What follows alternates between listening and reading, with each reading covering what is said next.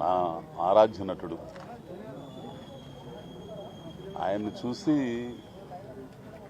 Quota Srinivasarao గారి నీడంత కలిగినంత నటుడినైతే చాలని కలలు కన్నవాడిని. ఆయన నా మీద ఎంతో ప్రభావం చూపించాడండి.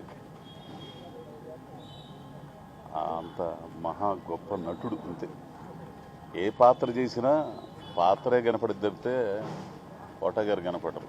కొంతమంది చేస్తున్నప్పుడు వాళ్ళే కనపడతారు తప్పితే పాత్రలు కనపడవు. కానీ కోటా గారు అంతే, వచ్చారు అందరిలాగే ఐశ్వర్యంగారావు, రాజనాల పెద్ద పెద్ద నటుల్లాగానే వచ్చారు. వారి కార్యక్రమాన్ని వారు పూర్తి చేసుకున్నారు, వెళ్ళారు. కానీ కొన్ని తరాల వరకు ఆయన మిగిలిపోతాడు ప్రేక్షకుల హృదయాల్లో. నాలాంటి నటుడికి ఎంతో ఆదర్శనీయుడు నటనలో.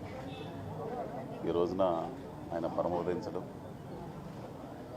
బాధాకరమైనా కానీ భౌతికంగా ఎవరైనా సరే దూరం అయిపోవాలా, మన మనసుల్లో మాత్రం చిరస్థాయిగా ఉంటాడు.